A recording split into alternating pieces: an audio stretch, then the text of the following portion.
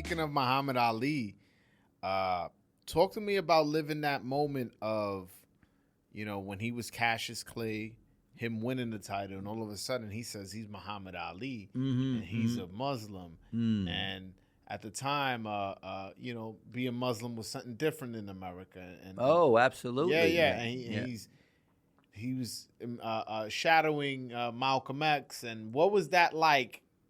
As a boxing fan, seeing this guy become world champion and all of a sudden change his name, and almost at the time, looking back, we look back at it different. But at the time, people felt like he was un-American. I feel like that was the tone that was around him at that time. Can you talk to me about that time? Yeah, well, he's obviously an amazing character. And when the Liston fight came off, of course, Liston was perceived as another Joe Louis. He was invincible. But Liston, unfortunately, people didn't realize, and I also idolized. I always idolized the outcast, the Annapolis, the guys who couldn't get the chance.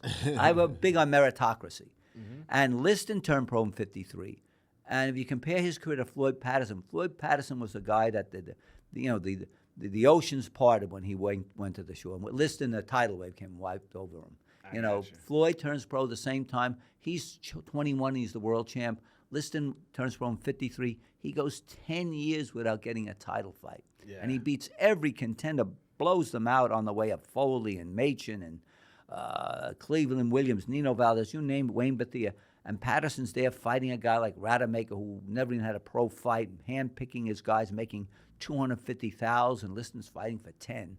So he went through everything to get that title, and he knocks out Patterson twice in defense, once to win it. Unprecedented, one round.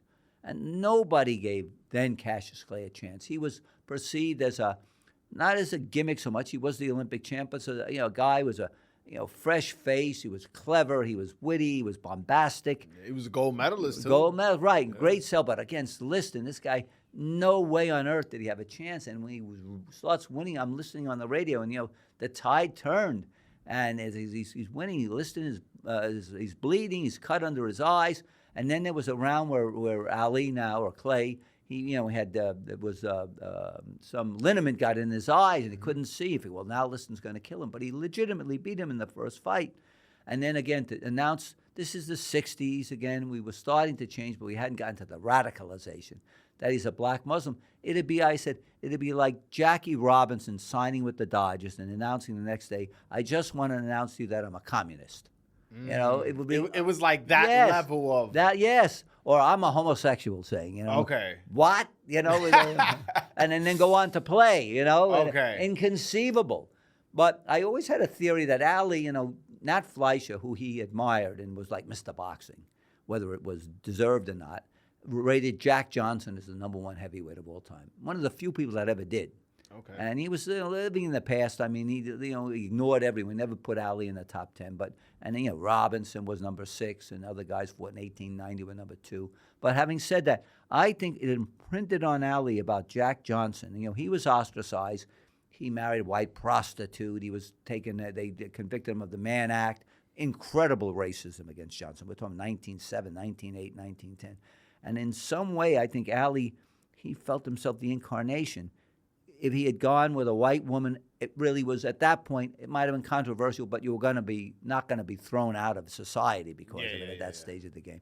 So like he went to the most extreme. He became a Muslim, which people perceived as like a hate group. At the time. At the time, yes. I mean, there were pictures or the film with Malcolm X giving a rally, and the head of the Ku Klux Klan was sitting in there because they basically had the same idea, separatists, one is anti-black, one is anti-white, separate but equal. If you want to do that, fine, but let's be separate. And so it was kind of crazy, and they didn't even know what it was. If you look in old magazines, they spelled Muhammad 16 different ways, M-O, M-H, M-U, M-I. I mean, nobody knew what it was. It was so alien to people. Okay. And so they get rid of Liston, who's this ex-felon and had that kind of reputation, and they replace him with a black Muslim that people say, my God, what's this? It's like a communist. The communists endorsed him.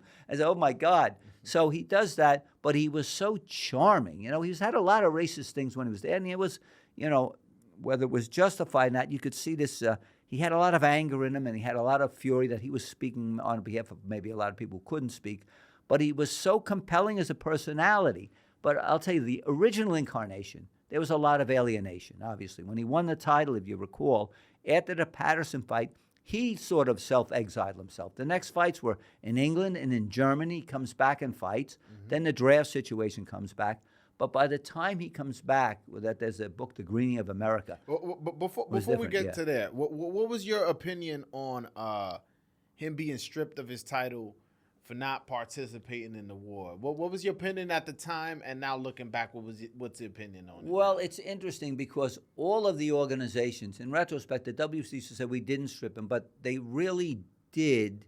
The New York Commission, the American commissions did. Okay, he didn't have the passport; he had to give that up. And then the WBA, which was previously the National Boxing, was really an American organization with some international affiliates. I got you. Okay. And then the WBC, he announced his retirement before the Jimmy Ellis and Frazier fight, although he never stopped trying to get back into the ring, you know. Yeah. They never knew what was happening. But what happened, the political climate changed. I was bringing it up between 1967, before Foley, I was at that fight, and 1970, when he made the comeback, there was a big sea change in the attitude towards Vietnam. And then, so the WBC, actually, Frazier fought for that title, but when he beat Ali, you know, it was finally the real incarnation of his champion. But, you know, I don't know. Look, if they hadn't stripped, forget the political ramifications, it was almost impossible. You know, he wasn't being able to be licensed in the States. He couldn't travel. So what do you say, Ali? You do have problems, whether legitimate or what. You know, they say they broke your law, all right, and he ended up winning in Supreme Court. You're depriving other guys of fighting for the championship. So there I might have agreed, saying, look, he's going to battle him out in court. That may take years, which it did. What about guys like Joe Frazier who want to fight but they can't fight the champ? I understand it. Who's an all-time great. Yeah, and then Jimmy Ellis and the other guys, you know. So on that technicality, I'd say they were right. See, now what happens if a fighter is injured medically, or if he's got a court situation, they'll say, look, we'll make you champ in recess, or we'll do something. Interim. They'll make the other person an interim champion or something like that. There's too many of them. But the original intent of that was to say you can't, for legal or physical reasons, box. We can't deprive somebody else from fighting for the championship. But when you're finished with that, you can come right back and you can fight, you know.